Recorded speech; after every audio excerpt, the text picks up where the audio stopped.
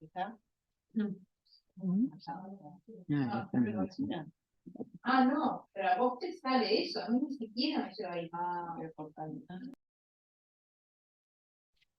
Hola, buenas tardes. Hola, ¿cómo están? Hola, buenas tardes. Buenas tardes. Entonces, Buenas tardes. Buenas tardes, bienvenidos. es una carátula y en el medio se cuelga. O sea, ya Buenas casi- tardes. ¿Cómo andan? ¿Todo bien? Bueno, le damos la bienvenida. Ahora vamos a empezar en unos minutitos nada más. Mi nombre es Gustavo. Yo soy parte del equipo de Educarte, de la Inspección Nacional de Educación Artística. Vamos a darnos unos minutitos, si les parece, para que vayan ingresando otros compañeros y compañeras.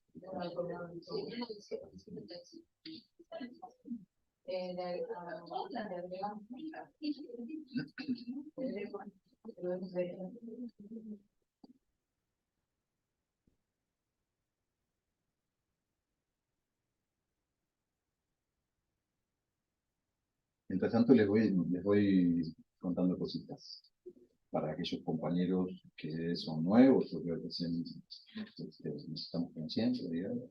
Tenemos un teléfono, tenemos un grupo de difusión, ¿verdad? Es un grupo en el que usted puede llegar las informaciones, ¿sí? Bueno, publicaciones que nosotros hacemos, la información de estas videoconferencias. ¿Se me escucha bien? Perdón, esta pregunta me sale. ¿Se está escuchando bien? Se escucha muy bajo. Sí. Se escucha mejor. Bajo, se escucha bajo. ¿Que se escucha bajo? Ah. Habla Bueno, más fuerte. hablo un poquito más alto entonces. Como les decía, nosotros tenemos ustedes tienen varias maneras de ponerse en contacto con nosotros. Tenemos un teléfono que es 091-946-900. Por ahí lo que podemos hacer, Mónica, va a escribirlo en el chat mientras tanto, el teléfono nuestro, 091-936-900. Ustedes nos mandan un mensaje y nos dicen que quieren agregarse a la lista de difusión y registren el contacto. Si ustedes no ingresan el contacto de Educarte a sus celulares, no hay manera que les pueda llegar la información. Porque no es un grupo de difusión, no hay chat, simplemente nosotros enviamos informaciones puntuales, ¿sí? Entonces, les recomiendo que envíen un mensaje por WhatsApp al 091-936-900. Nosotros los incluimos en la lista de contacto. Pero por más que envíen el mensaje, si no lo pusieron, no les va a llegar. Por otro lado, equipoeducarte@gmail.com. Equipoeducarte@gmail.com. Tenemos un Instagram, también, que es educarte.vinea. Educarte.vinea. Y tenemos una Wix en la que hay materiales bastante para compartir con ustedes, informaciones importantes que vamos actualizando. Esa Wix la Wix es como una página web, es equipoeducarte.wixsite.com/INEA. ¿Sí? Ustedes pueden entrar ahí y ¿cómo? Dígala de nuevo que lo escribo y... equipoeducarte.wixsite.com/INEA. Esa es una vía de contacto. Ustedes se pueden contactar con nosotros. Somos 4 integrantes en el equipo de Educarte. 4 disciplinas. Artes visuales, Mónica Tomeo. Alejandra Costa, que es música, Natalia Fernández Dilandro, que hoy no nos puede acompañar por asuntos personales, danza, y yo soy Gustavo Suárez, porque hay consultas técnicas o lo que ustedes necesiten, para eso estamos, ¿sí? También, por supuesto, a través de los inspectores como siempre. Esperamos unos minutos más y ya arrancamos. ¿Sí? 20 años. 34. 34. Y en YouTube. Recuerden que estamos transmitiendo esta videoconferencia ahora en vivo a través de Zoom y a través de YouTube también. Vamos a entregar, más adelante le vamos a decir cómo va a ser el procedimiento, una constancia de participación, que está bueno que la tengan. ¿Sí? Después, ya sobre el final, hablamos un poquito de esto, cómo lo vamos a instrumentar.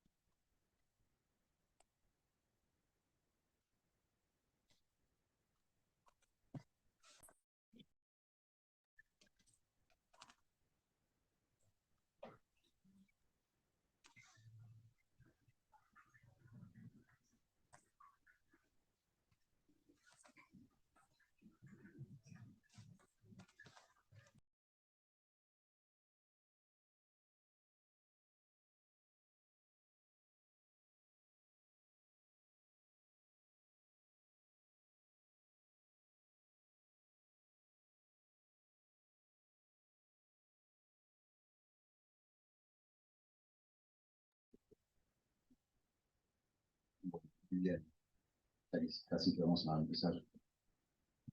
Últimos minutitos para que puedan acceder a través de YouTube o Zoom.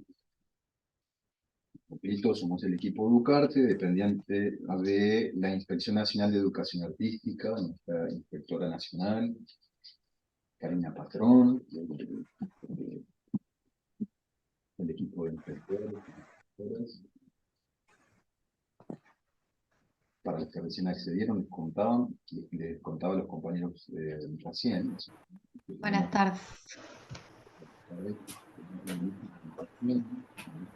la que le va a llegar a través de WhatsApp en las comunidades que tengamos en los próximos videos.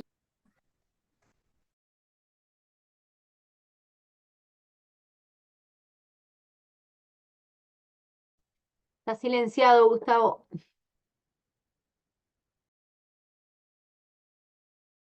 No lo apagues el micrófono. No le parece, por favor.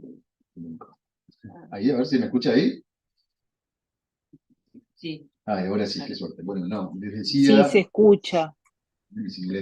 que toda esta es información porque el público se renueva, como dice alguien muy famoso. Entonces, como el público se renueva, les cuento que somos el equipo Educarte de la Inspección Nacional de Educación Artística. Nuestra inspectora nacional es Karina Patrón. Tenemos un equipo de inspectores y inspectoras. Está Alejandra Costa por música, Mónica Tomeo artes visuales, Natalia Fernández Dilandro, que no nos puede acompañar por asuntos personales, danza, y quienes habla, Gustavo Suárez por teatro. Lista de difusión. Nos mandan un mensaje por WhatsApp al 091-936-900, 091-936-900, y nosotros lo agregamos en la lista de difusión para que les lleguen nuestros materiales. A ver, recuerden que tienen que agendar el número en sus contactos. Si no lo hacen, por más que nos envíen el mensajito, no les va a llegar. El correo de nuestro equipo educarte@gmail.com, educarte.inea es el Instagram, educarte.inea, y la Wix, la página web es equipoeducarte.wixsite.com/inea. Bueno, compañeros y compañeras, vamos a empezar con esta primera videoconferencia, que es un poco, es el comienzo, es hermana de las próximas que van a venir. Las próximas las vamos a hacer individuales, quiero decir, va a ser una de artes visuales, otra de música, otra de teatro, otra de danza, a lo largo del año, con las fechas que ustedes se van a enterar. Esta la hacemos en conjunto con todo el equipo. Es la didáctica y la educación artística, primeras aproximaciones. La didáctica de la educación artística, primeras aproximaciones. En 18 días arrancamos, ¿no? Bueno, buenísimo. Recuerden silenciar y si quieren preguntar, toda pregunta, aporte, lo que tengan, pueden hacerlo por el chat. Y después, por supuesto, también vamos a hacer una instancia, ¿sí? de ida y vuelta. ¿Va? Sobre el final hacemos una instancia de diálogo. Ok. Bueno, buenas tardes para todos. Comenzamos entonces con esta videoconferencia. Voy a compartir pantalla.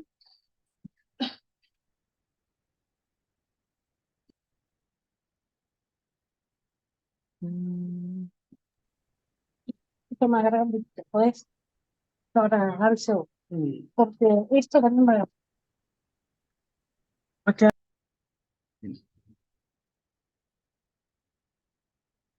Bueno, ¿todos pueden ver allí la pantalla? Sí, se Bien. ve.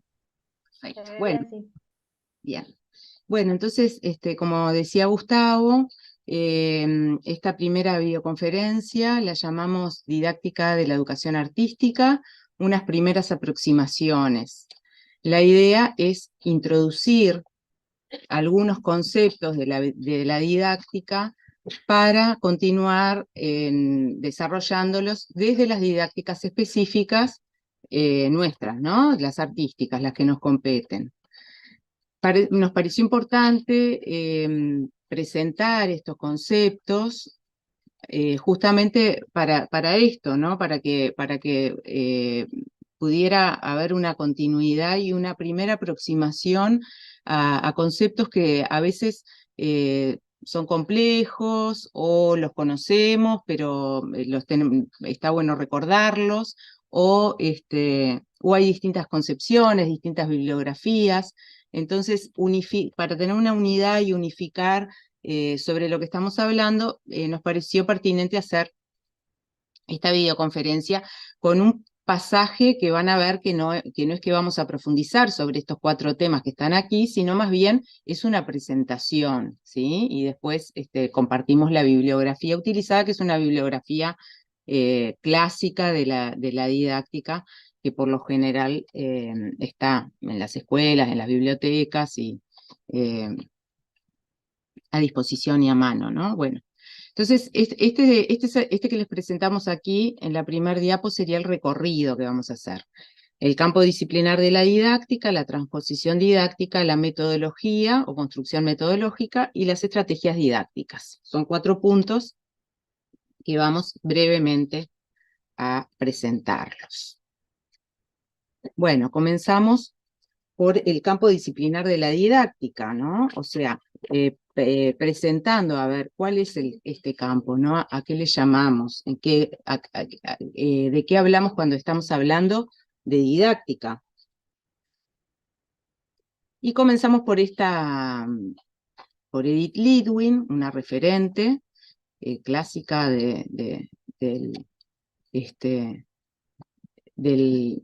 la didáctica, y con esta definición. Dice Lidwin, entendemos a la didáctica como teoría acerca de las prácticas de la enseñanza significadas en los contextos sociohistóricos en que se inscriben. Las prácticas de la enseñanza presuponen una identificación ideológica que hace que los docentes estructuren ese campo de una manera particular y realicen un recorte disciplinario personal, fruto de sus historias, perspectivas y también limitaciones. Los y las docentes llevan a cabo las prácticas en contextos que las significan y en donde se visualizan planificaciones, rutinas y actividades que dan cuenta de este entramado. Bueno, esto es lo primero, ¿no? Conceptualizar la didáctica como una teoría de las prácticas de la enseñanza. Esta teoría, que es una teoría abierta y que se ha ido modificando a lo largo de la historia, hoy la vemos como una teoría contextualizada, ¿no? en un contexto específico, ¿no? Donde hay ciertas identificaciones ideológicas, recortes y miradas bien y particulares de los docentes, ¿no? O sea que esa didáctica es fruto de toda esa complejidad del hecho, del acontecimiento educativo, donde vamos a ver que se juegan una cantidad de elementos, que se evidencia en las actividades, las rutinas, las planificaciones, pero que es mucho más, ¿no? Es esto que dice Litwin, es ideología, es contexto, es experiencia. Bien. Cuando vamos a ver cómo surge la didáctica, por lo general todos los autores parten y encuentran ese origen en la didáctica magna de Comenio, ¿no? En el siglo XVII, donde la disciplina constituye un ámbito de organización de las reglas de método para hacer una enseñanza eficaz, ¿no? Un poco se reconoce que ahí habría un inicio de la didáctica, ¿no? Cuando él hace ese tratado donde dispone las formas de cómo enseñar, ¿no? Cómo se debería enseñar. Y son una serie de reglas, ¿no? Es bien un método. Tiene una base normativa, como dice allí.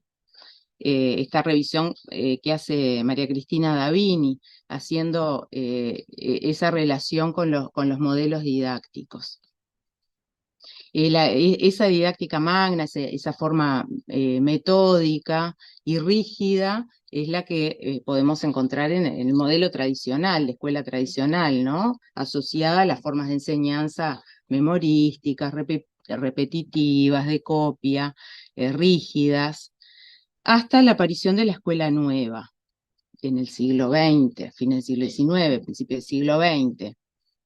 La escuela nueva, la escuela activa, con la expansión de la escolaridad pública, el liberalismo político y los avances en el conocimiento de la psicología del desarrollo.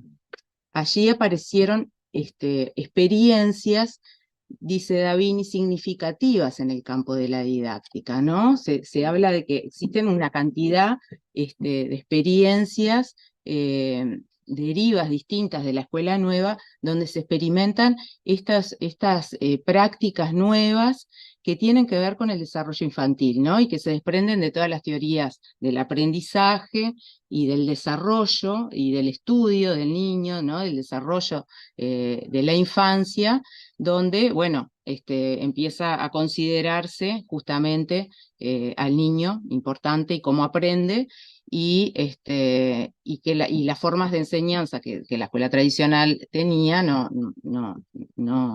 eran eficientes, y bueno, y ahí es donde empiezan a aparecer las nuevas teorías del aprendizaje, que están vinculados a a las teorías cognitivas, ¿no? Y que atienden a este desarrollo. Ahí hay un cambio grande, ¿no? En la didáctica, porque de alguna manera estas formas de enseñanza se vuelven activas, se vuelven experienciales, atienden a las etapas de desarrollo del niño. Hacia mediados del siglo XX, dice la didáctica a partir de la posguerra y la expansión del industrialismo, vuelve hacia ese carácter normativo, se desliga de lo ideológico y aparecen nuevas prácticas que están vinculadas a estas sociedades productivas e industriales, ¿no? Y ahí aparece una construcción de método distinto, que vamos a ver más adelante, y se pierde esa actividad, esa búsqueda, esa exploración, la experiencia que tenía la escuela nueva. Ese enfoque lo conocemos como enfoque tecnicista o tecnocrático, ese modelo, ¿verdad?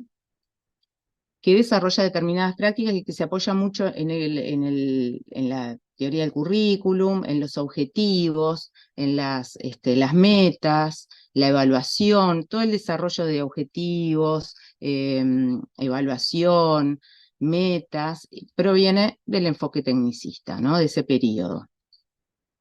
La escuela crítica se desarrolla hacia finales del siglo XX, ¿no? Y dice, es solo mediante la interpretación que se logra llegar al significado de la experiencia sin perder la riqueza del juego entre contexto y situación, entre totalidad y momento. La escuela crítica recupera elementos del modelo escolar-novista en cuanto a esa atención del niño, pero lo que incorpora es ese contexto, ¿no? Y esa mirada, el componente ideológico, ¿no? Que había perdido durante el enfoque tecnicista.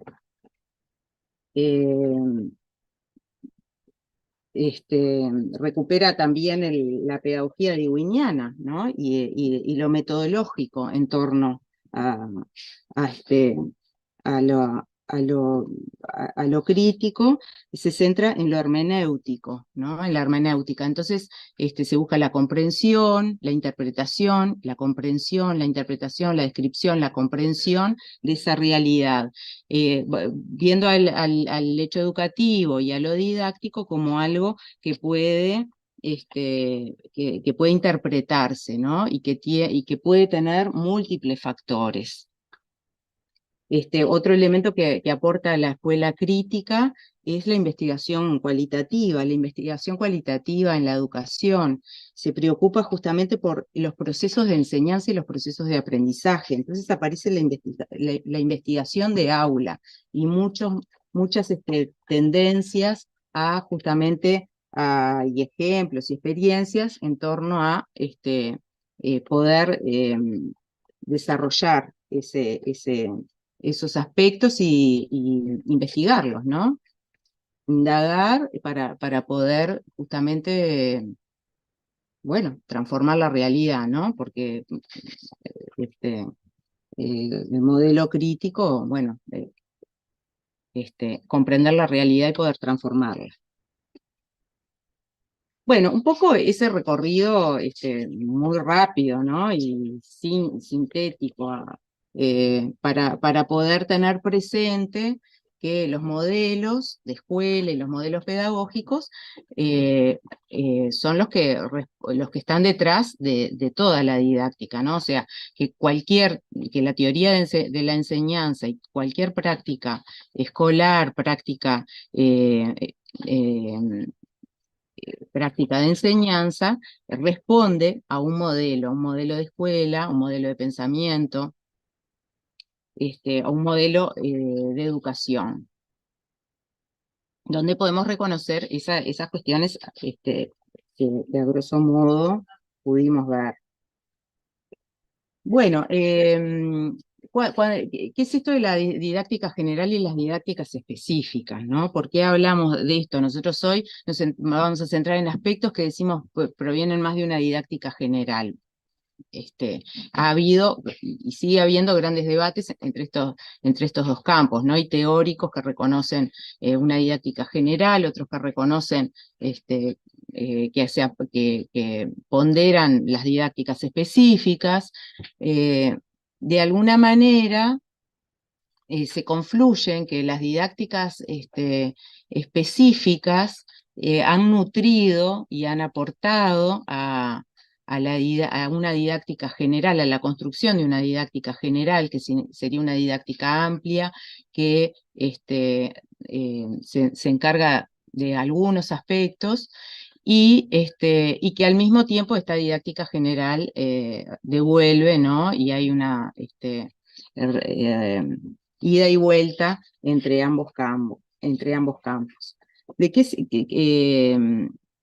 acá, por ejemplo, tenemos este ejemplo, ¿no? Dice, las didácticas específicas han proporcionado aportes a la didáctica general, como por ejemplo la transposición didáctica de Chevalar, que viene desde de la didáctica de la matemática, ¿no? Y de las investigaciones en didáctica de la matemática, así como el concepto de contrato didáctico, situación didáctica. Son conceptos que se han volcado a la didáctica general, pero que surgen específicamente de las investigaciones en cómo enseñar la matemática y nutren a la didáctica general.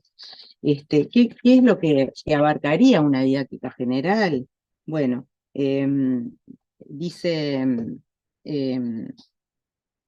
aquí Camiloni, ¿no? Alicia Camiloni dice: la didáctica se ocupa de algunos problemas que, nuevos o antiguos, son objetos propios y podríamos decir exclusivos de la didáctica, y en los cuales, utilizando categorías, herramientas conceptuales y teorías provenientes de otros campos, se está realizando un trabajo sobre los que pueden denominarse temas objeto, con métodos que se van estructurando y desarrollando en el campo específico de la didáctica.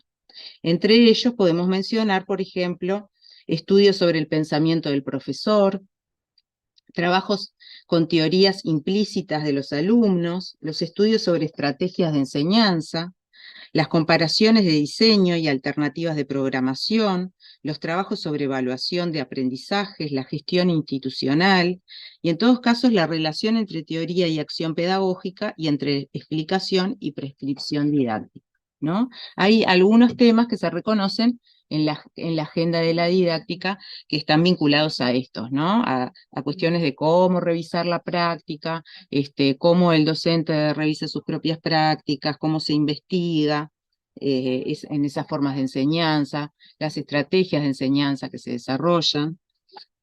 Y las didácticas específicas, obviamente, se ocupan de sus campos de conocimiento específicos.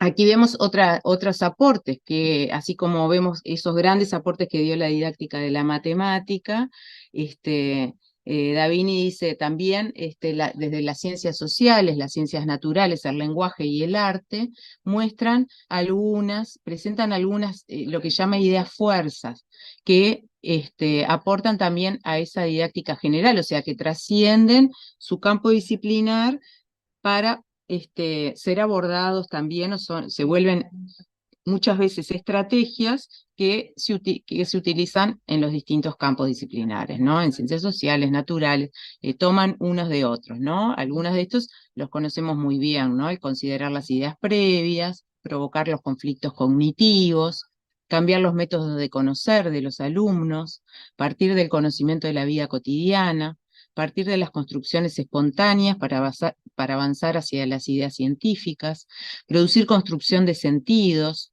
problematizar hipótesis, elaborar mapas conceptuales, incluir como contenido crítico, reflexivo y problematizador las propias prácticas institucionales, ¿no? Esto viene de las ciencias sociales, por ejemplo.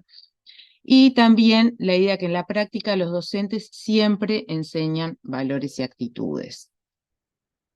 Bien, aquí vemos cómo esto de ver la relación entre la didáctica general y las didácticas específicas nos da la idea de cómo se fue configurando, ¿no? Que es un poco lo que hablan todos estos autores, cómo se configura la didáctica como campo disciplinar. Se configura a partir de todos esos aportes de las didácticas específicas y también, sin dudas, de las teorías del aprendizaje, ¿no? En primer lugar, desde que las teorías del aprendizaje tienen un desarrollo importante, allí empiezan a influir en las formas de enseñar.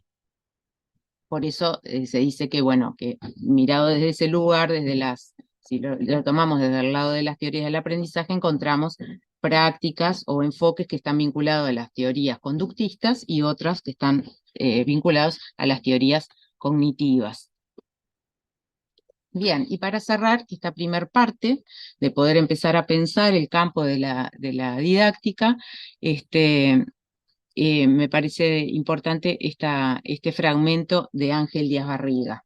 Dice: no se puede continuar concibiendo la didáctica como un saber normativo que responde a las interrogantes acerca de cómo lograr una enseñanza mejor, sino que debe ser entendida necesariamente como una serie de preguntas sobre la formación y sobre la enseñanza, que a lo largo de la historia han tenido respuestas diversas, tensionadas, encontradas, y en las que subyace no solo una distinta concepción del ser humano, del aprendizaje y de la formación, sino una construcción a partir de aquellas tensiones de corrientes de pensamiento que permiten darle un significado a las propuestas en el campo de la educación.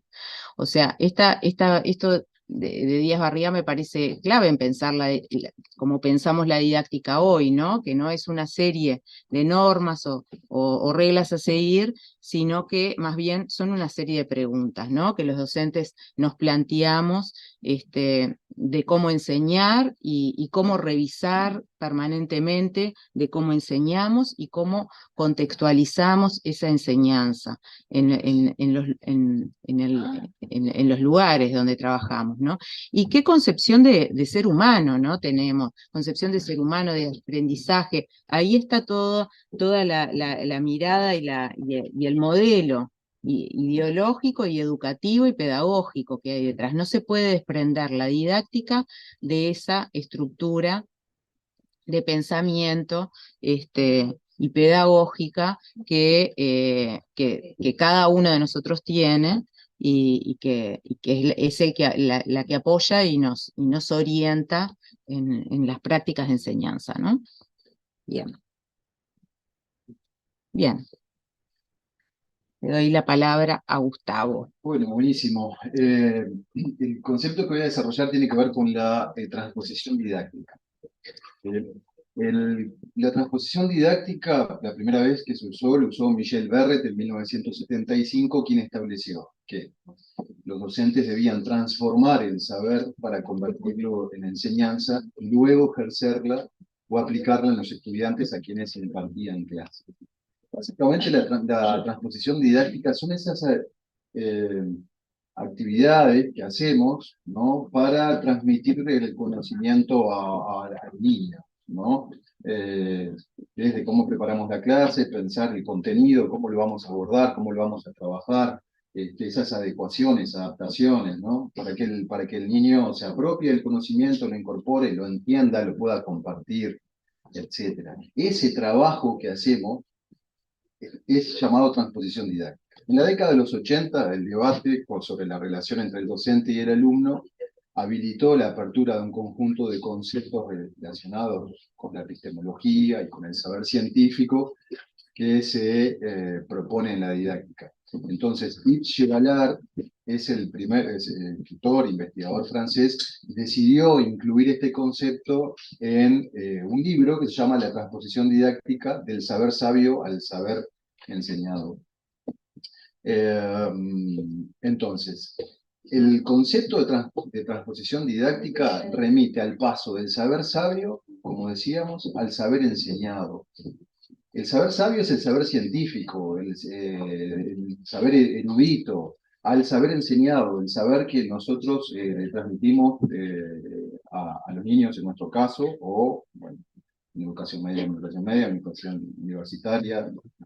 Ese recorrido es la transposición didáctica, digamos. El concepto está representado por este esquema que estamos viendo ahí. Tenemos por un lado objetos de saber, objeto a enseñar y objeto de enseñanza.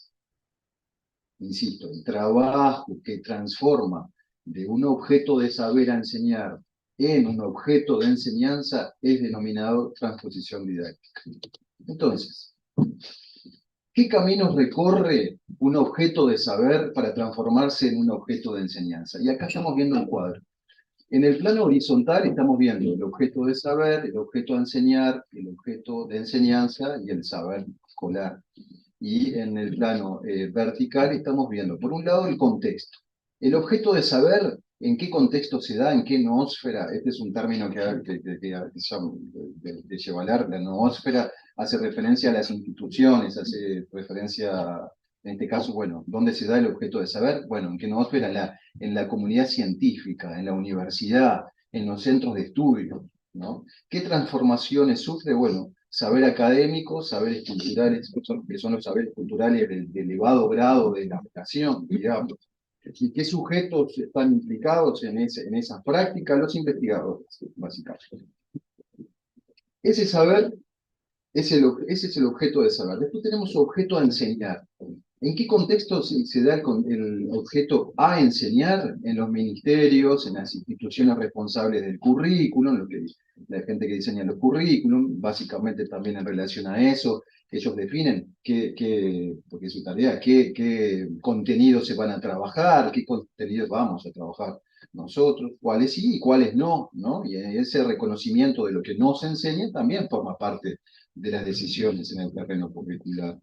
Digamos que los recortes forman parte del marco teórico, ideológico de quien realizó esa selección, ¿verdad? Entonces, objetos a enseñar, estamos, ¿en qué contextos? Bueno, se da, como decía, en los ministerios, en las instituciones encargadas del currículum. ¿Qué transformaciones? Bueno, saber hacer enseñado, son los que definen qué es lo que se va a enseñar. ¿Y qué sujetos intervienen? Bueno, los planificadores de programas escolares, por un lado, y los autores o editores responsables de las propuestas editoriales. Seguimos en este plano. Objetos de enseñanza. ¿En qué contexto? En los centros de formación docente, por ejemplo. Ahí se trabajan sobre objetos de enseñanza. ¿Qué transformaciones? Bueno, responde a las finalidades educativas, en realidad. ¿Y qué sujetos? Bueno, formadores de formadores, básicamente. Y tenemos, por último, y no menos importante, porque se da todo en un mismo plano, digamos, el saber escolar, ¿no? ¿En qué contexto se da el saber escolar? En las instituciones educativas, ¿no? En las escuelas, de inicial, primaria, educación media, universitaria. ¿No? ¿Qué transformaciones? Bueno, justamente sobre el saber escolar, el saber enseñable a contenido de enseñanza, ¿verdad? ¿Y qué sujetos? Bueno, los formadores son ¿qué sujetos intervienen en el saber escolar? Bueno, los maestros, los docentes de aula, los profesores de media, o docentes universitarios, según sea el plano en el que se esté trabajando, ¿no? Y por supuesto los estudiantes, ¿no? De los niveles citados. Entonces, ese es el recorrido, digamos, que hace la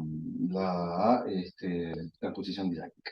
Diferenciamos en primer término el saber erudito, que decíamos el de la universidad, el saber científico, luego aquello que reconocemos como el saber que se seleccionó para enseñar, y finalmente el saber que se enseña, ¿no? Un contenido de enseñanza, objeto de saber, sufre un conjunto de transformaciones adaptativas que van a hacerlo apto para ocupar un lugar entre los objetos de enseñanza. Estas transformaciones harán de ese objeto de saber un objeto de saber apto para ser enseñado, digamos. ¿Por qué se necesita una transposición didáctica? Hacer una transposición didáctica porque el funcionamiento didáctico del saber es distinto del funcionamiento académico, científico, erudito. De hecho, son dos regímenes de saberes diferentes. Esto lo dice Chevalar en su libro, ¿no? Dice, si preguntásemos a los científicos e investigadores qué conocimientos seleccionarían con el objetivo de ser enseñados, nos remitirían a otros contenidos diferentes propuestos por los profesionales que los confeccionan. La cuestión reside posiblemente en que muchos investigadores nunca se han enfrentado con el problema de enseñar los resultados de sus trabajos, dado que sus comunicaciones se dirigen en general a la comunicación académica de su campo, a sus colegas de su campo, y por lo tanto no tienen que preocuparse con los problemas de comprensibilidad. Bueno, hasta ahí más o menos este recorrido. A mí me gustaría como un ejemplo. Dar un ejemplo. Por ejemplo, no sé cómo voy, ¿estoy bien? Del tiempo. Un ejemplo que se me ocurre. Hay un contenido de teatro. En cuarto año se da cuarta pared. En cuarto año se da cuarta pared en teatro, por ejemplo, ¿no? Voy a intentar pensar una posibilidad de transposición didáctica, ¿no?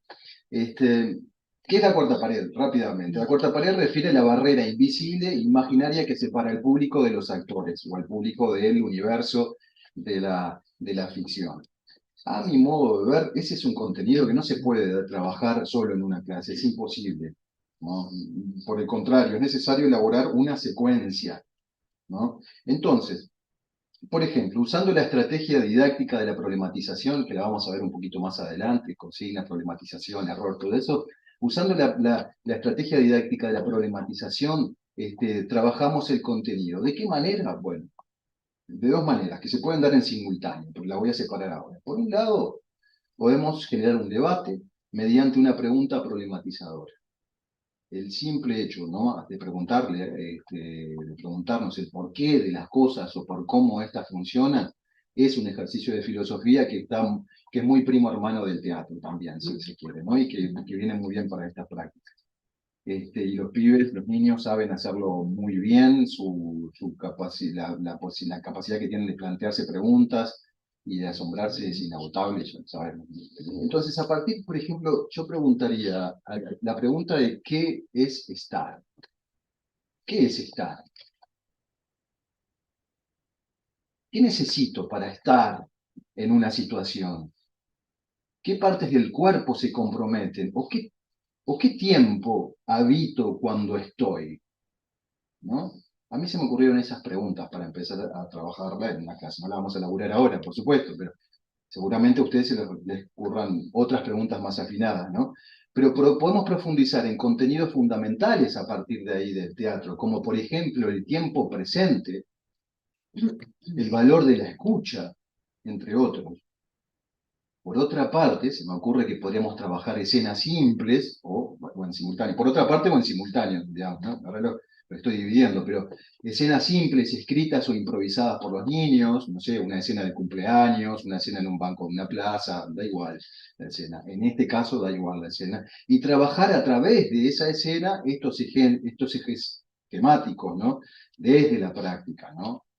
Estar con el compañero, ¿no? ¿Es igual a estar con el público? ¿Se siente igual? ¿Qué partes de mi cuerpo compromete más, digamos, etcétera? Y la secuencia continuaría priorizando en las diferentes clases contenidos que involucran el concepto de cuarta pared, porque el concepto de cuarta pared es enorme, ¿no? Las diferentes maneras de estar en el teatro, estar con mi compañero, estar con el público, estar en una situación imaginada, ¿no? También podríamos relacionar la cuarta pared como cuando vemos una película en la que los actores no nos escuchan, ¿no? Estamos viendo una película, no podemos interactuar con ellos, hacer una diferenciación también estaría bueno entre si es lo mismo ver una película o una obra de teatro, qué implica ser espectador, ¿no? ¿Cuáles son las reglas de juego en el teatro? ¿Qué es una convención? Etcétera. Entonces, bueno, hasta ahí el ejemplo. Se me ocurrió este ejemplo, seguramente a ustedes se les ocurran otras transposiciones didácticas posibles, mucho más copadas para trabajarla con los niños. A mí se me ocurrió esta en principio. Entonces,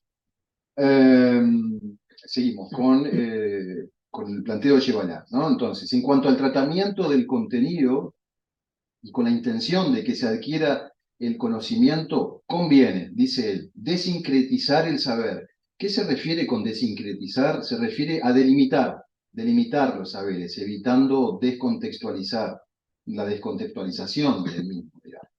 Se sugiere una programación de la adquisición de saber, ¿no? Lo que decíamos hoy, una secuencia razonada, una estructuración de los contenidos, separarlos, seleccionarlos, de acuerdo al modelo didáctico que esté trabajando cada uno, ¿no? Como vimos antes con Mónica, ¿no? Fragmentarlos para poder enseñarlos, adaptarlos, ¿no? Adaptarlos, no es lo mismo enseñarle, ya sabemos, a un niño que a un adulto, si estamos haciendo un trabajo con un adulto, por su capacidad de comprensión, por los conocimientos previos, abstracción, análisis, reflexión, etc. Para redondear esta parte, la vigilancia epistemológica, que la hemos escuchado 1000 veces, ¿qué es la vigilancia epistemológica? Refiere a esto. No se puede enseñar un objeto de saber, digamos, un conocimiento, sin que implique una transformación, sin que no implique una transformación.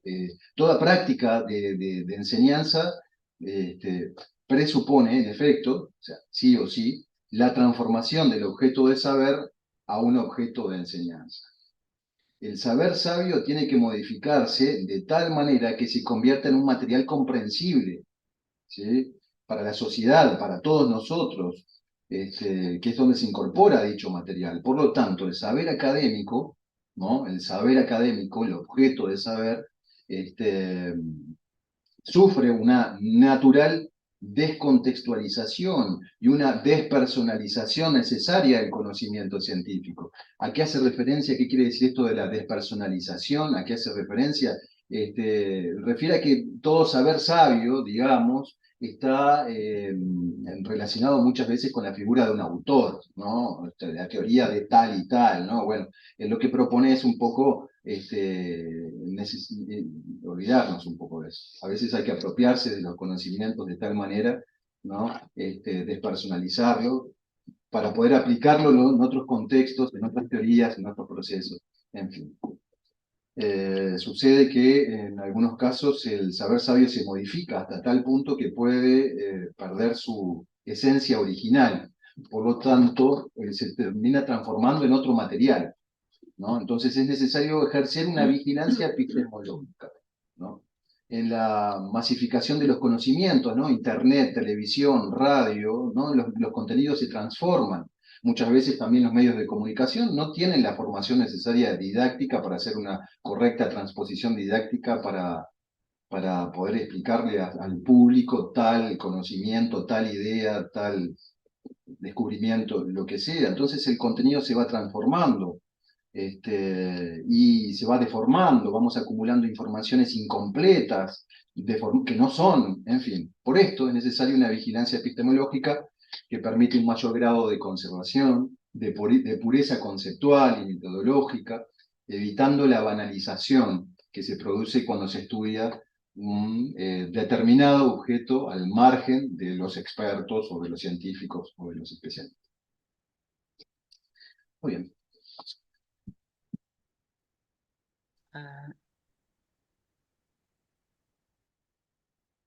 Hola.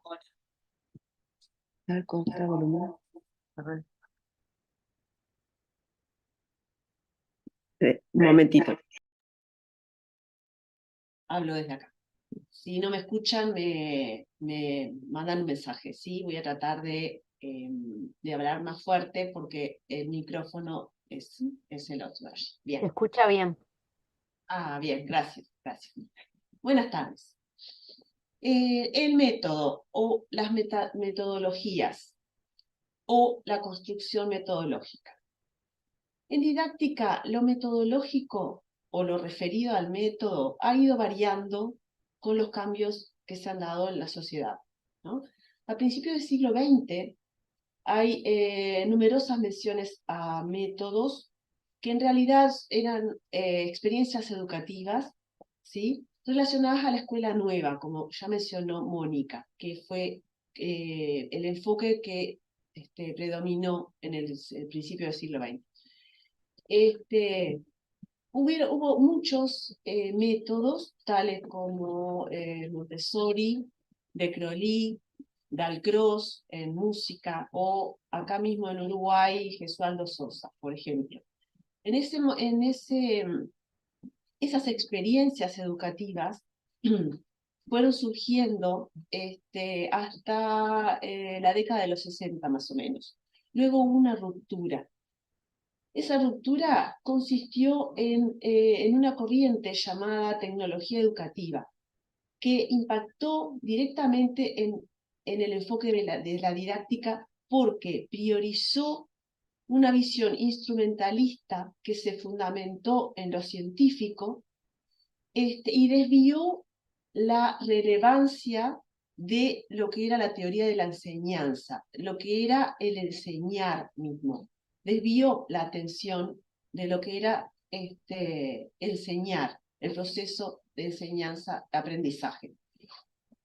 Ese desvío provocó una centralidad en las técnicas, en los procedimientos, en los recursos y en las habilidades necesarias para utilizar esos recursos.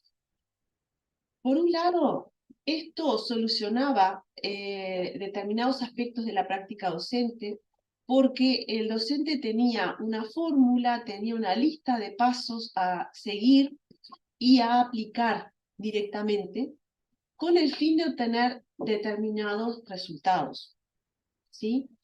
Esta racionalidad técnica considera a las prácticas como un espacio de aplicación de fórmulas y y técnicas que eran consideradas universales, que podrían aplicarse en cualquier contexto, porque supuestamente se sustentaban en conocimientos científicos, y eso era innegable.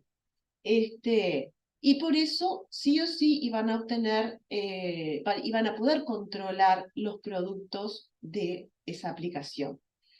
Desde esa perspectiva instrumental se consolidaron las siguientes dimensiones de análisis de la didáctica, tales como los objetivos, los contenidos, el currículum, las actividades, la evaluación. Todos esos aspectos fueron posteriormente revisados por el siguiente enfoque, que fue la pedagogía crítica, la escuela crítica, por autores como Ángel Díaz Barriga, Wilfred Carr, Stephen Kemis, Henry Giroux, Jimeno Sacristán, entre otros. Gloria Edelstein sostiene que por un largo periodo de tiempo, ahí, pásame una, por favor, gracias. Eso fue la anterior, perdón, eso fue lo que ya les comenté, la visión instrumentalista, la concepción del método que cambió, y al método se le consideró como una sucesión de etapas y de pasos a seguir, ahora lo vamos a ver, y el rol de docente que cambió a simple aplicador de ese método. ¿Tá? Una más, ahí va, el método. Dice Gloria Edelstein que durante mucho tiempo se sostuvo que el método es una serie de pasos rígidos, secuenciados, reglas fijas, una sumatoria de técnicas y procedimientos válidos para resolver cualquier problema, en cualquier situación o contexto. Tan universal era el método que podía resolver una amplia gama de situaciones. Díaz Barrigas lo describe como el mito del orden único, natural para enseñar y aprender, relacionado con una concepción de ciencia. ¿Se acuerdan que se basaba en la ciencia? La concepción, la concepción racionalista, esta racionalista técnica, pero el método niega el conjunto de relaciones que inciden en los procesos de conocimiento. Esa relación docente-estudiante, estudiante-estudiante, estudiante-conocimiento.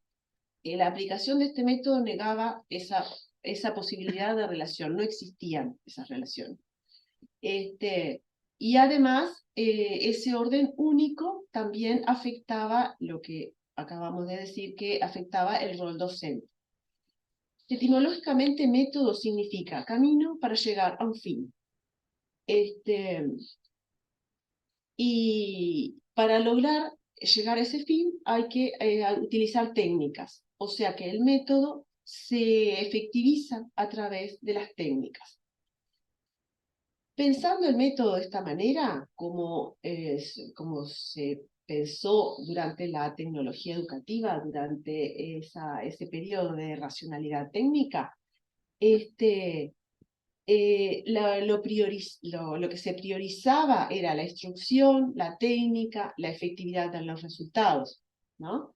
Y se deja de lado totalmente la creatividad del docente. Se imagina al docente como un aplicador de ese método más que un técnico específico de la disciplina, o más que un mediador en el proceso de apropiación del conocimiento, ¿sí? Por parte del estudiante. Edelstein y Díaz Barriga consideraron en su momento, obviamente, que la especificidad del contenido tiene que priorizarse antes que el enfoque del método. Solo priorizando el contenido, rescatando el contenido, es que se podía superar este aspecto instrumentalista del método. Y ellos consideraban, una más por favor, que así como no hay un método que pueda obviar la consideración del contenido, tampoco se puede dejar de considerar al sujeto que aprende. Entonces, considerando estos dos aspectos, yo les pregunto a ustedes, docentes, colegas, ¿existe, puede existir un método único? ¿Es posible? Entonces estoy segura que ustedes mismos están respondiendo sin prender el micrófono que es imposible, ¿no? Ustedes, acá mis compañeros se ríen de mi teatralidad. Bueno, yo me sentí totalmente identificada con eso, porque digo, como docente, digo, uno sabe que si uno aplicó determinadas estrategias, determinados métodos con un grupo en una institución que está dentro de inserta en un contexto, y prueba esa misma clase en otra institución con otros niños en otro contexto, sabemos que a veces nos resultó más o menos igual, obtuvimos más o menos el mismo resultado y otras veces no. Entonces, el método único no puede existir. Por eso es que Gloria Edelstein acuña el concepto de construcción metodológica. Y ahí dame una más. Que la construcción metodológica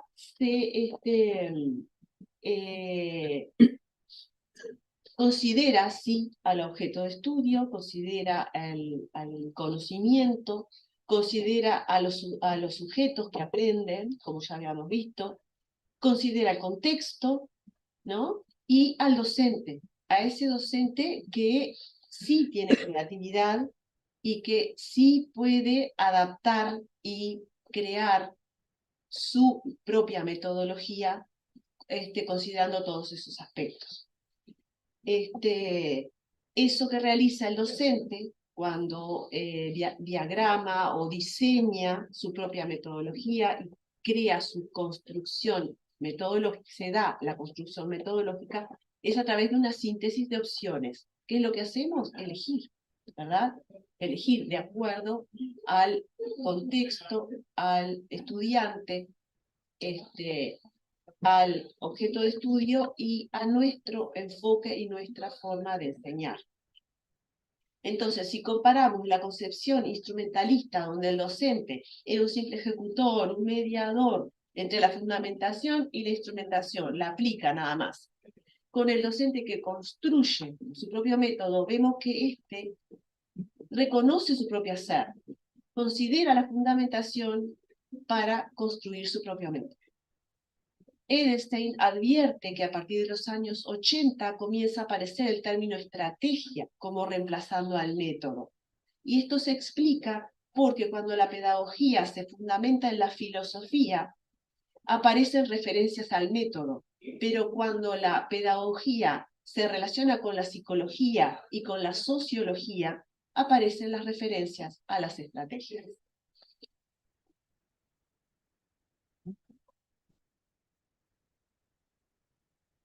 Bien. Bueno, justamente continuamos con las estrategias didácticas. Y bueno, y vamos para esta última parte, para ir terminando con nuestra videoconferencia. Vamos a ver primero definir qué son las estrategias didácticas.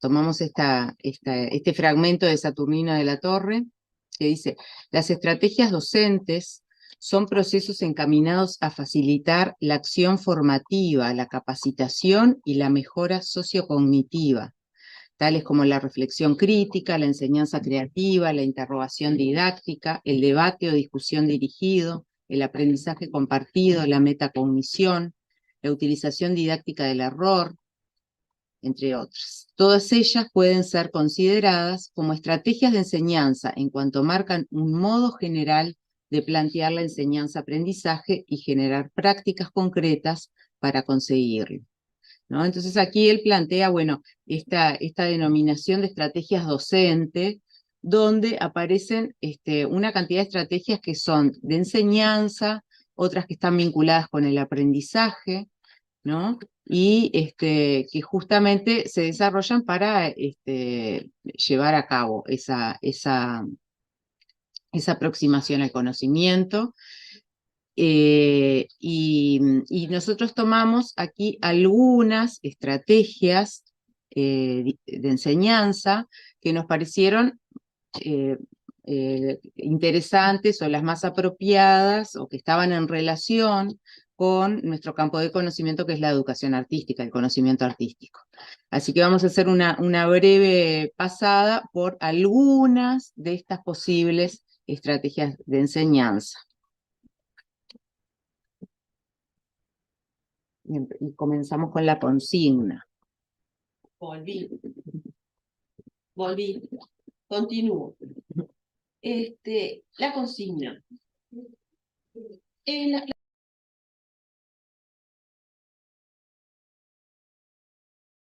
de lo que el docente planea, perdón, de lo que el docente planea y lo que el niño realiza. Pero a veces eso no se da, ¿verdad?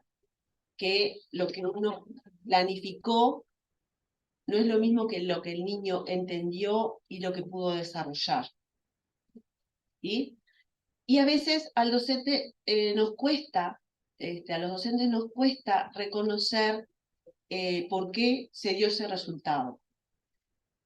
Entonces, tenemos que la estrategia es una guía que orienta al estudiante. Y por eso tiene que tener una formulación muy clara, tiene que ser precisa, para que el estudiante logre hacer lo que uno planificó, lo que uno espera, lo que uno quiso, ideó en un primer momento. La estrategia metodológica que elija el docente determinará el grado de significatividad de la actividad. Por eso está todo muy relacionado, ¿verdad?, a nuestra postura, al enfoque, ¿sí? Porque es lo que va a resultar el planteamiento que sea significativo para el niño. Por ejemplo, gracias. Es en la consigna que se registra con claridad la enseñanza sistemática e intencional del contenido. Tiene que reflejar la intencionalidad de enseñanza de nuestra parte. Pero para eso tiene que estar bien clara. Y además tiene que demostrar que es sistemático.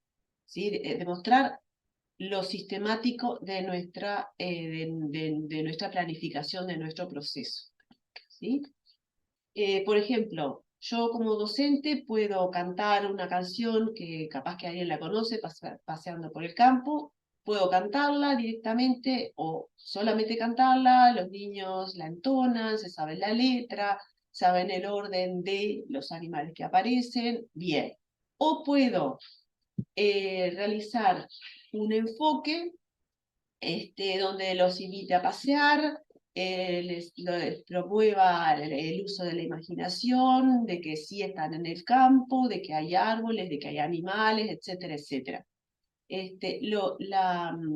Lo que cambia es la estrategia, porque la actividad es la misma, los niños entonaron la misma canción, pero yo la enfoqué de otra manera. Y ese otro enfoque depende de mi concepción de la enseñanza. ¿Tá? Y bueno, a veces también pasa que la consigna también a veces es un contenido en sí mismo, ¿sí? Porque la consigna puede ser un trabajo en equipo, por ejemplo. Y el niño está aprendiendo a negociar, a trabajar en equipo, etcétera, etcétera. Bien. Consigna por ahí. La pregunta o interrogación didáctica. ¿Para qué hacemos preguntas en una clase? Nosotros como docentes, obviamente, ¿no? Para facilitar la comprensión, para saber si el estudiante aprendió, para estimular el recuerdo de conocimientos previos, o para dar sentido a la clase que vamos a desarrollar. Las preguntas durante una clase permiten conectar lo nuevo con los conocimientos previos. Este proceso, bueno, es más profundo, implica búsqueda de diferencias, de razones, de soluciones, etc. Las preguntas finales favorecen procesos de síntesis o conclusiones o anticipan lo que vamos a desarrollar en la próxima clase, ¿sí? El desafío de hacer preguntas es lograr que los estudiantes piensen con libertad y logren relacionar. ¿Tá? Una más. Bien. Hay diferentes tipos de preguntas. Están las referidas a la cognición, que son las relacionadas al contenido, ¿tá? Al contenido a trabajar, específicamente. Las relacionadas a la metacognición son aquellas que ayudan a nuestros estudiantes a que reconozcan sus propios procesos cognitivos, ¿tá? Que reconozcan ellos mismos y que luego recuerden cómo utilizarlos nuevamente, ¿no? Y las preguntas a nivel epistémico son preguntas que ayudan a los estudiantes a comprender los límites del conocimiento, cómo se originó, dónde se originó, ¿sí? Ese conocimiento. Otra, por favor. Gracias. Otra manera de pensar las preguntas es según el nivel de complejidad. El primer nivel, que es el más simple, es aquel donde hacemos preguntas sobre una opinión. Entonces, en este nivel, todos los niños de un grupo pueden participar, porque es una opinión. Y digamos que casi todas las opiniones son válidas. ¿Por qué digo casi? Porque en el único momento en que el docente debería intervenir sería cuando hay una opinión que se escapa de la ética. Porque entonces ahí sí debería el docente intervenir para llamar a la reflexión y aclarar la importancia de la ética en las relaciones humanas y en la forma de pensar del estudiante, ¿sí? El segundo nivel, que son preguntas de diferenciación o de análisis, aluden a eso, a una reflexión en torno a causas, consecuencias, orden, soluciones. El tercer nivel de evaluación es eso, ¿aprendió o no aprendió?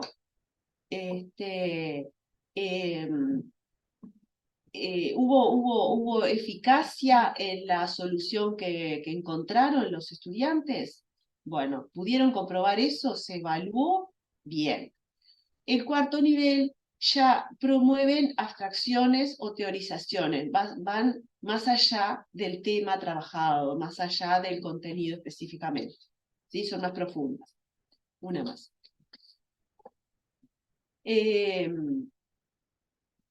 Entendemos que la pregunta cobra sentido si ayuda a comprender, voy a leer ahí porque en el teléfono no me da, vamos a leer de nuevo. Entendemos que la pregunta cobra sentido si ayuda a comprender mejor, si favorece los procesos de transferencia y estimula la construcción de niveles cada vez más complejos del pensar. La buena pregunta ayuda y no entorpece, entusiasma y no inhibe, estimula y no atemoriza. Por eso nosotros como docentes debemos ser muy cuidadosos cuando diseñamos preguntas y tenemos que considerar a todos nuestros estudiantes para que ninguno se sienta inhibido, que ninguno se sienta atemorizado, ninguno se sienta, que todos sientan que pueden participar. Bien, por ahí, gracias.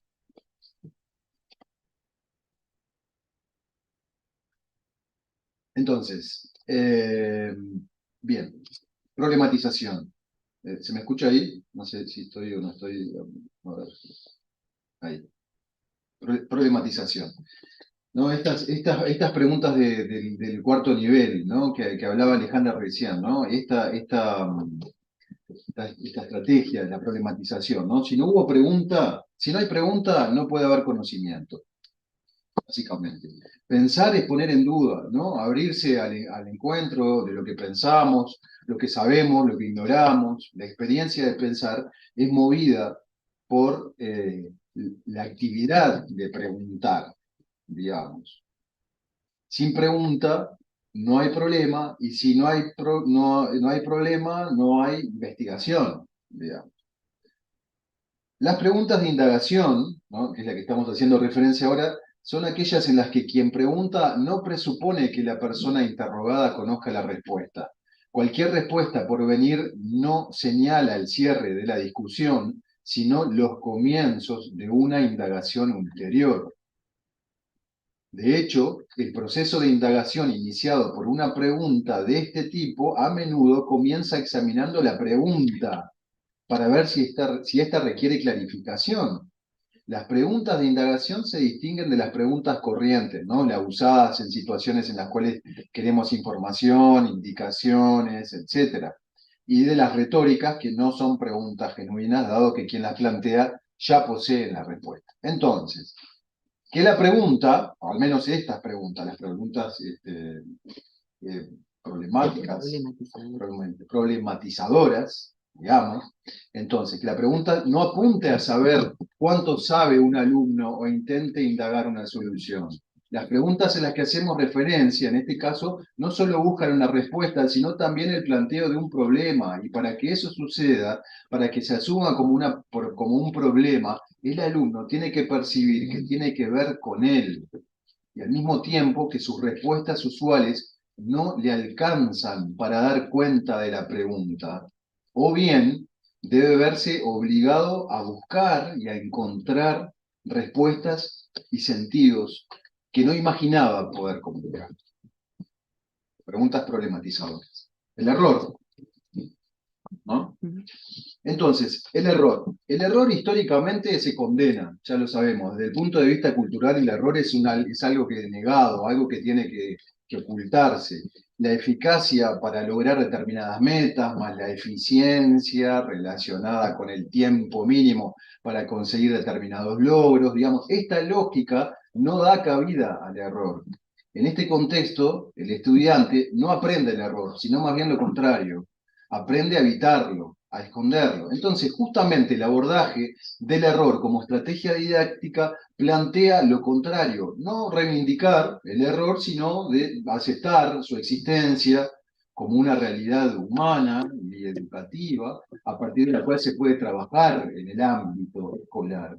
Entonces, no se trata solo de detectar o corregir el error, sino de entender su origen, la naturaleza, para construir propuestas de enseñanza que favorezcan mejores entendimientos, mejores comprensiones, ¿no? ¿Cuál puede ser el origen del error? Bueno, puede ser 3, por lo pronto, ¿no? Algunas propuestas de enseñanza que elaboramos pueden inducir al error. Algunos contenidos son complejos, la propia naturaleza, complejidad del contenido también puede ocasionarlo. Y también, por supuesto, puede ser por experiencias de los estudiantes o dificultades propias del proceso de cognición. Bueno, una acotación que también es como pensar digamos, esto no es parte de las estrategias didácticas, del error como estrategia didáctica, pero también me gusta pensar en nuestros errores, ¿no? En cuántas veces hemos preparado una clase y realmente preparamos una clase y la superamos, se supera con creces lo que esperábamos, ¿no?, lograr ese día, pero también pasa, y que a veces son las más de las veces, que no dan los resultados esperados, ¿no? En toda clase, en toda actividad docente también tenemos nosotros un margen de error, de desacierto, y cada uno de nosotros aprendemos de nuestro error, ¿no? Reconocer que lo que no logramos, ¿no? Y lo que falta desarrollar mejor en el trabajo en las siguientes clases, ¿no? Por ahí. Bien. Me saqué la cámara. Bueno, la última estrategia de enseñanza y estrategia didáctica que presentamos, el portafolio. El portafolio se trata, por lo general lo vemos como una estrategia de evaluación, ¿verdad? Como una forma de evaluación para poder evaluar los aprendizajes de los estudiantes. Dice Litwin, se trata de un registro de los aprendizajes en tanto reúne materiales que se elaboran en el proceso de aprender. También constituye una colección ordenada de evidencias que presentan las producciones que se fueron organizando para los diferentes proyectos llevados a cabo en el aula, ¿no? El portafolio es un contenedor de evidencias del estudiante, del proceso de aprendizaje del estudiante. El portafolio es un elemento que va construyendo el propio estudiante, que es único, que es particular, que es personal, y que al docente le sirve justamente como evidencia y poder revisar esos procesos y ver, bueno, poder evaluar, ¿no? El aprendizaje en cada estudiante. Pero también es una estrategia de enseñanza, porque de alguna manera el niño que va construyendo su portafolio desde el inicio de un proceso, de un curso, de un ciclo, va haciendo una serie de procesos cognitivos en cuanto a la organización y al orden que le da ese portfolio, ¿no? ¿Qué es lo que registra allí? ¿Qué conexiones puede hacer entre las distintas tareas, las distintas evidencias, los registros de las actividades, de los aprendizajes, de los comentarios de compañeros, de los comentarios de los docentes? El portfolio debe comprender todas esas cosas, ¿no? Y de alguna manera eso me permite a quien lo construye a realizar una serie de procesos cognitivos en cuanto a sus propios aprendizajes, tomar conciencia, reflexionar sobre ellos, poder hacer conexiones con cuestiones que están aprendidas en distintos momentos del curso, y con otros temas que de repente no tienen que ver con la disciplina, con el curso del cual forma parte ese portfolio, pero que sí el estudiante puede hacer conexiones por fuera, ¿no? Una experiencia, una vivencia, algo que vio en otro contexto, que lo puede vincular con algo que está allí, ¿no? Dice Litwin también, cada una de las propuestas demanda tiempo, los folios se hacen y se rehacen o se completan paulatinamente. No se trata de evaluaciones que se puedan realizar en un plazo breve, sino de trabajos que demanden un tiempo considerable. Los beneficios tienen que ver con las producciones sostenidas que favorecen mejores procesos de construcción del conocimiento, ¿no? El portfolio permite eso también, que uno lo pueda desarmar, que lo pueda reorganizar, que pueda encontrarle distintas lógicas a lo largo de un curso, ¿no? Comenzarlo de una manera, modificarlo, y es parte es producción también del estudiante, por eso refleja el proceso individual y singular. No es un objeto que el docente indica cómo hacerlo, sino que da determinadas consignas, determinadas preguntas problematizadoras, determinados elementos para que el estudiante vaya de alguna manera entendiendo, entendiendo su propio aprendizaje y construyéndolo. Bueno, hasta ahí esas estrategias didácticas del último punto queríamos presentarles para seguir pensándolas, al igual que los otros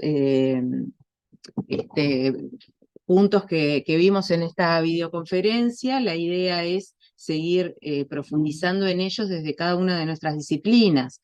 Por eso nos parecía importante hacer esta primera aproximación.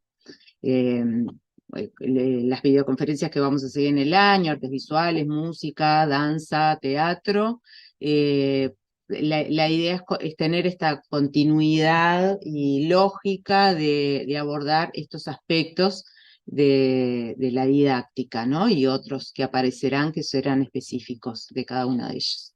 Aquí les dejamos la bibliografía, que fue la base bibliográfica que utilizamos. y que por supuesto es una selección dentro de toda la bibliografía que uno puede encontrar de la didáctica, ¿no? Bien, y ahora, Yo sé que hay muchos comentarios en YouTube que capaz que los podríamos bueno, comentar acá para compartir con ustedes. ujú, Hay muchos comentarios de la inspectora nacional, de la inspectora Ana Karina Patrón, y el primero dice, ella participó desde ahí, espérame que ya lo encuentro. Dice, Díaz Barriga la define como disciplina que se estructura para resolver los problemas de la enseñanza en la situación de acción didáctica del aula. Luego dice, oferente y dadora, relación dialéctica entre teoría y práctica. Después la inspectora también dice, un desafío, la comprensión de los complejos contextos educativos, sus enigmas e interrogantes. Voy a leer todos los de la inspectora y después comento algún otro de otros docentes o inspectores que hayan participado. Chevalar recomienda jerarquizar contenidos, no obstante es posible su disgregación. Gesualdo, todo está en cómo se guíe educativamente al niño. Y luego dice, no, dice el inspector, yo supongo que era a esa pregunta que yo hice, de si podía existir un método único. Y después, el error como motor de aprendizaje, dice también la inspectora.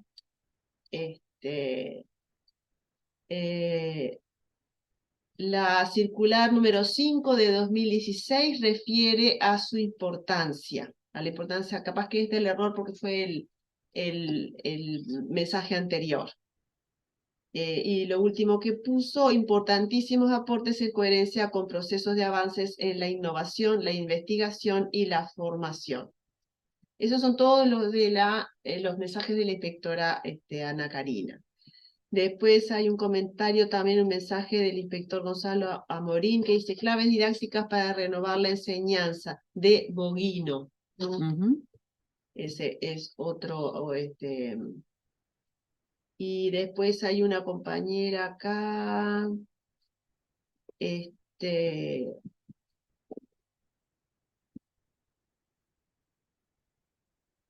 Bien, capaz que hay una pregunta acá de una colega que dice, ¿y cómo se vincula la pedagogía desde el enfoque de las competencias con la construcción metodológica priorizando los contenidos? ¿El enfoque de competencias sería un enfoque instrumental? Bueno, capaz que son muchas preguntas y bastante profundas para esta... No, pero capaz que puede contestarlo la inspectora, una de las inspectoras. Bien. Sí, digamos. No sé si alguien tiene alguna opinión que quiera hacer con respecto a estas preguntas de Liliana Testa. O si no, las anotamos y en la próxima videoconferencia las volvemos a tratar, Liliana. Abrimos el micrófono. Voy a... Participación, ¿no? Sí, abrimos el micrófono, compañeras, si quieren hacer preguntas, sugerencias, Comentarios, comentarios, bienvenidos sean. aportes al Sí, tema. obvio. Joana Castillo también dice, es significativo tener presente el triángulo didáctico en la práctica. Claro. El triángulo didáctico, claro. Lo que pasa es que, sí, por supuesto.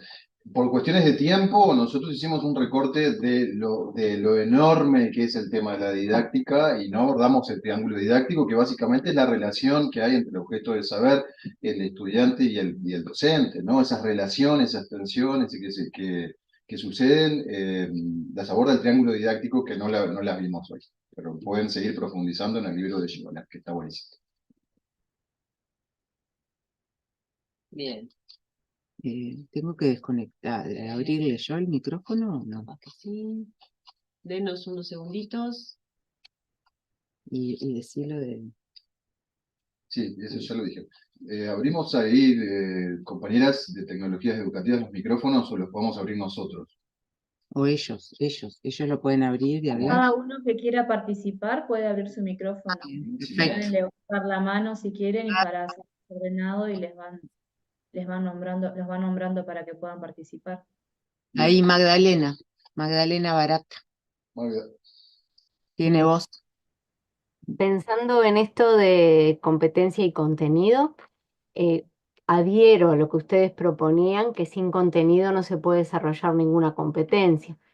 El viaje que estoy haciendo en este tiempo de leyendo cosas y bueno, y compartiendo con compañeros, me hace pensar en que a veces no importa necesariamente cuál es el contenido en sí para desarrollar la competencia. A ver, por ejemplo, ayer vi una clase de danza y pensábamos junto con la profesora. En ese caso estaba enseñando un tango. Creo que se pueden desarrollar de igual manera las competencias con un tango que con un candombe o con un, ¿no? Como que podríamos pensar en que estamos apostando a determinadas competencias. Obviamente que se precisa un contenido en sí, no de la nada. Eso nomás. Podría haber pensado un poco más antes de hablar. Claro, fue clarísimo el ejemplo. Gracias.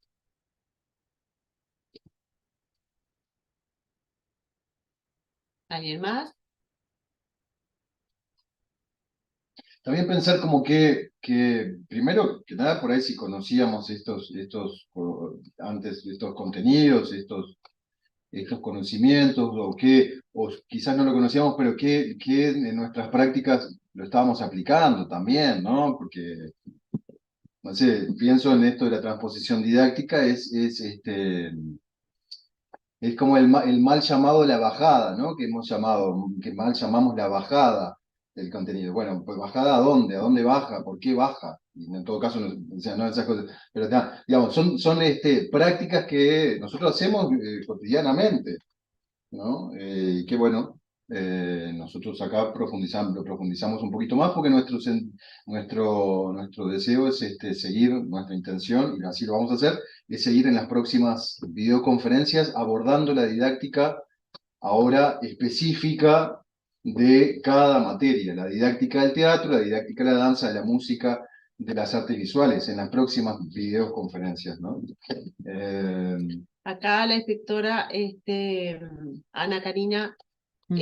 publicó los procesos cognitivos que se desarrollan. No sé si, capaz que en este momento ella no puede participar directamente a través del audio, entonces está Creo escribiendo. que vendría por ahí lo de no importa necesariamente con qué contenido si desarrolla eso que Karina acaba de decir, ¿no?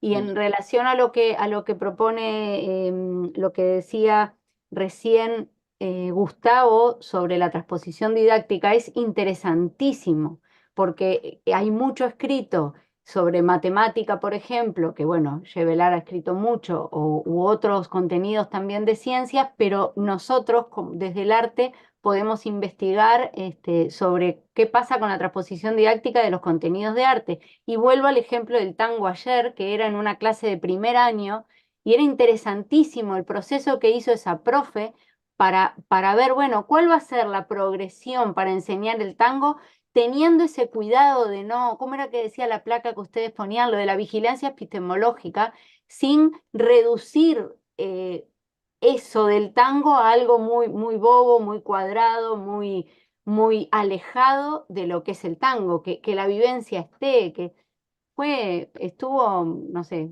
es un privilegio a veces este rol y poder compartir con los docentes esa como, me sale la palabra viaje, pero hay otra palabra más técnica, como ese proceso mental de búsqueda, de planificación tras planificación y poder comentarlo entre los docentes para hacer esa transposición didáctica con el cuidado que hay que tener, pensando en que el contenido importa e importa también llegar a la competencia. Bien, era eso, sí, Magdalena, gracias por tu explicación porque era lo que quería decir Karina, lo acabó de publicar acá en YouTube.